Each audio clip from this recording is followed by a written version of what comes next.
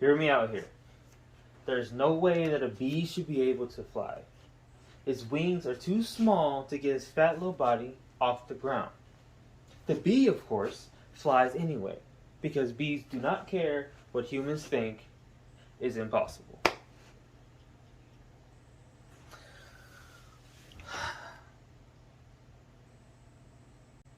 Today, we're doing something a little different. We are diving deep.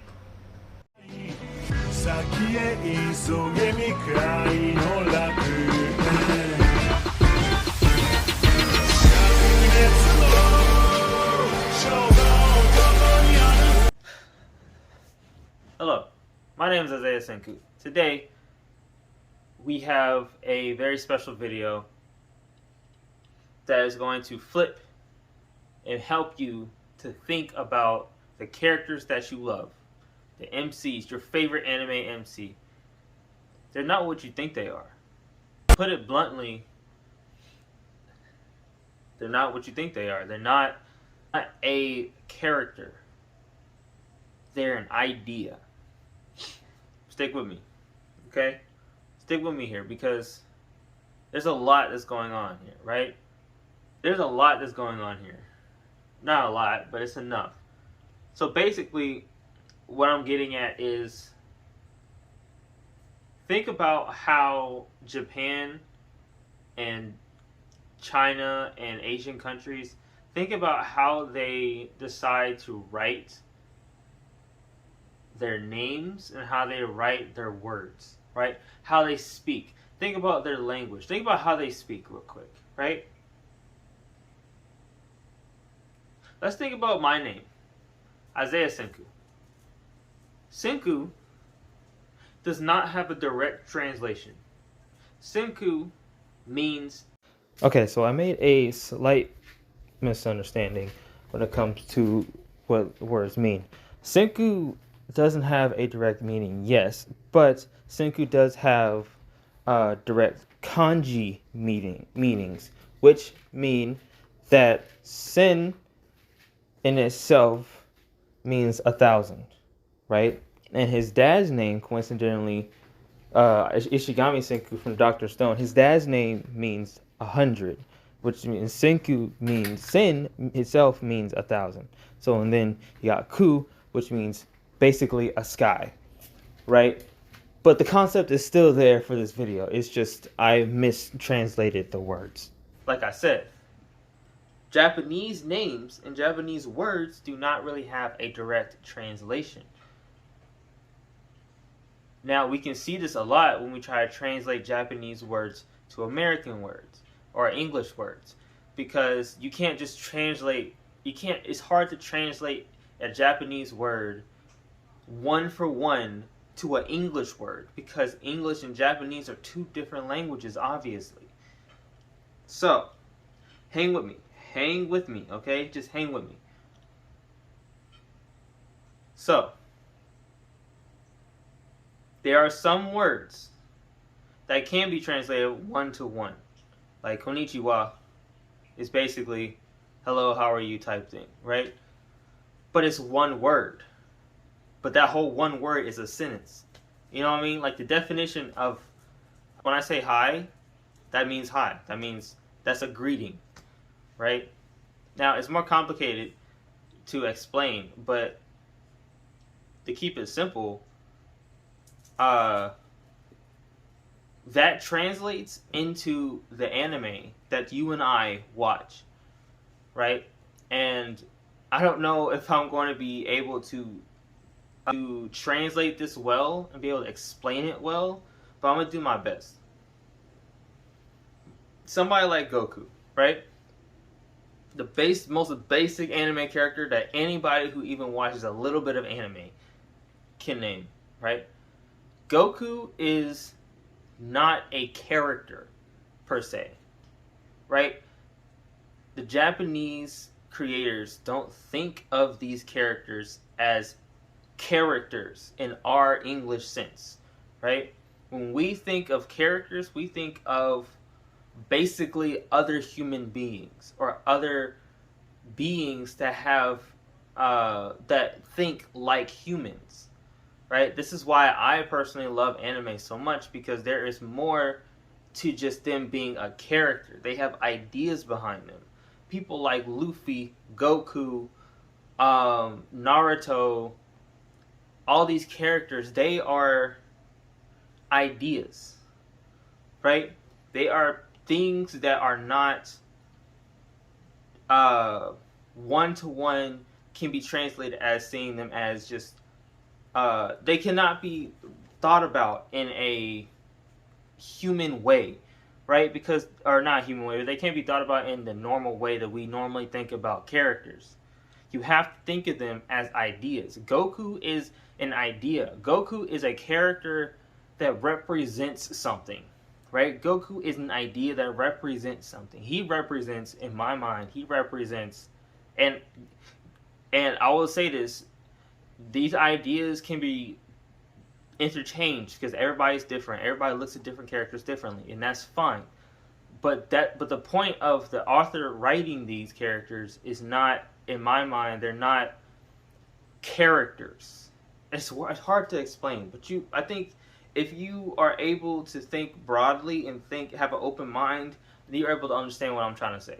Basically, Goku represents somebody who surpasses their limits and surpasses their previous limitations by continuously to work hard, continuously to just keep going, right? Goku just doesn't stop getting stronger, right? And some people may look at that like, I hate that.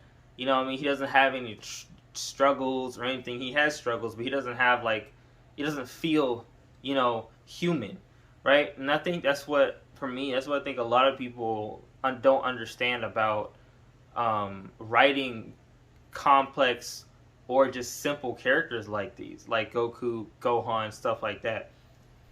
Because they are not bound by human psychology. You know what I mean?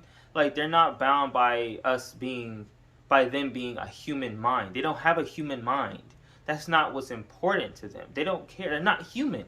Goku isn't human. Of course he's not going to think like a human being, right? And I feel like people try to put their own humanistic side to a lot of these characters without thinking like these guys aren't us. They aren't us. Luffy isn't. This world isn't human. This is not a world. It's not Earth. You know what I mean? So, by me saying that, basically, I want you guys to be aware that when you look at a character, look at your favorite MC, you look at them as an idea.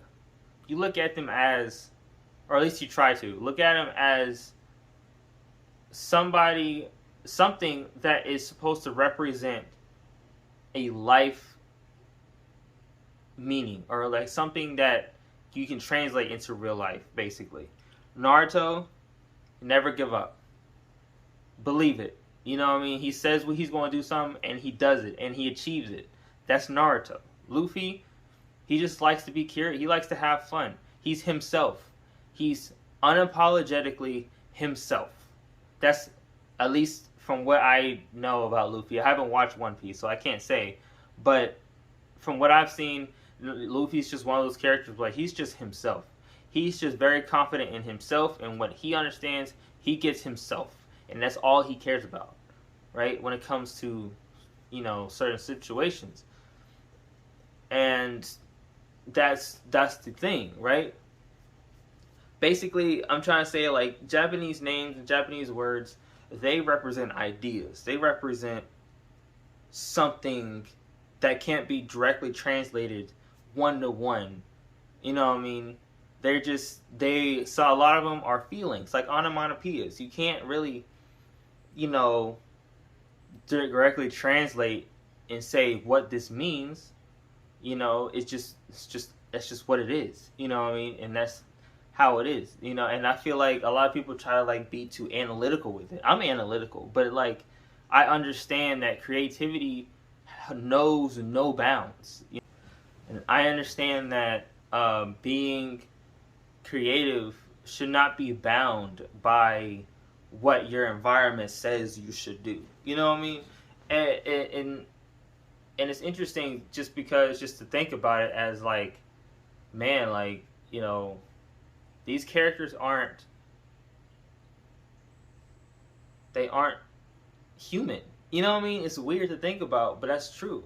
These aren't human characters. They may be said they're human, or some of them may say they're human, like Luffy, or like, you know, Tanjiro or Naruto, right? Like, they say they're human, but the world itself isn't human, right? That's another world. That's an isekai, basically. You know what I mean? And you know, it's interesting to really think about it. You know, it's like, that's basically all this video is. It's just me telling the people who watch this video to think about your characters in an open mind. Try not to think of them as humans. Try to think of them as ideas. Try to think of it as, what is this author trying to tell me through this character? Or what is this author trying to represent through this character? You know what I mean? What does this character represent? You know what I mean? And however you decide to, you know, describe that is up to you.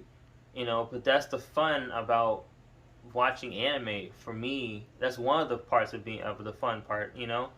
Like, I love action. I love action just as much as the next guy. I love watching some good fights. But that's just a humanistic thing. We're violent. We're a violent species. Of course we like seeing other people fight. You know what I mean? But it's like, I love the idea more than just fighting. I love the idea of the philosophy, the psychology behind these characters. That's why if you see me talk about a lot of characters, when I talk about anime, I try to talk about it from a psychological perspective, from a philosophical perspective, instead of it just being the basic, you know, the basics. You know, even though I'm not the greatest, I'm still trying to get better at like relaying what I'm trying to say through the video. Even though I've been doing this for like 4+ years, still the point is, it's like, it's interesting, you know, to look at these characters, you know, and to see, what do they mean, you know, what do they represent, you know, a lot. And I don't want people to watch these shows and to get upset that this character doesn't represent what they want them to represent, you know what I mean? And it's like, this is this guy or gal's, this is their creative process, this is their creative baby. For you to judge it based on what you think is right is wrong, number one, and it just doesn't make sense, number two, because what you think is right is obviously different from what this person thinks is right.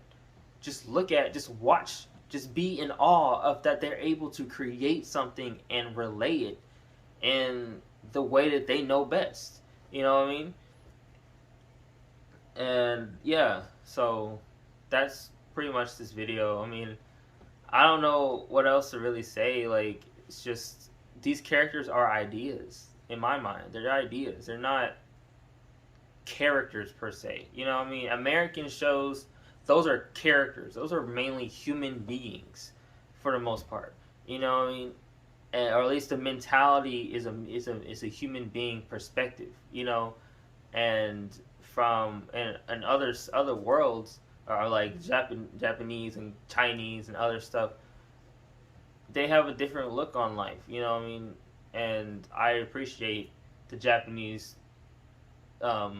medium, the anime. I appreciate it because it gives me a new look on life. You know what I mean? Because it helps me, you know, try to think about my life in a broader aspect instead of just thinking about only, you know, what I think I knew, you know, type stuff, you know?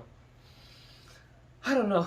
This is all really, like, this is just all my opinion. If you don't believe in that, then that's fine too. I just wanted to just bring awareness to the fact that these characters are not meant to be looked at, or at least they're not like from a logical standpoint, Japanese culture is not a, they don't just say what they mean. You know what I mean? They say a word and that means something else. You know what I mean? Like it's more complicated than just English. English is pretty one-to-one, pretty simple. You know, you say this, you mean that. But in Japan, you know, you say something, it has its own connotation to it. You know what I mean? I don't know. It has its own idea. It's an idea. You know what I mean? A word can just be an idea, and you can't really explain the idea, but the word is the idea. You know what I mean? It's weird, but that's, in my mind, that's how I look at it. You know, in other languages. So yeah. Thank you so much for watching. If you like this, don't forget to like, comment, subscribe, and just watch anime and watch shows. Just watch all types of shows with an open mind. You know, watch as many shows as you can. You know, don't be bound to just watching a specific type of genre. You know, watch as many as you can. Romance, action, you know, suspense, drama. You know, something that doesn't even have a way of describing it. It's just its own thing. You know, I love shit like that. I love movies and anime where I can't really say what the genre of it is, but I can say that it is an experience that I experienced and I cannot get it out of my head, and I love that. I love the movie for that. You know, I've watched a bunch of movies like that, and it's great. I love the experience. I love it. You know, so thank you all for watching. I appreciate you so much. Don't forget, like I said, like, comment, subscribe, and check out my other videos up here and the end card that's going to come up soon. I'll see y'all in the next video. Bye.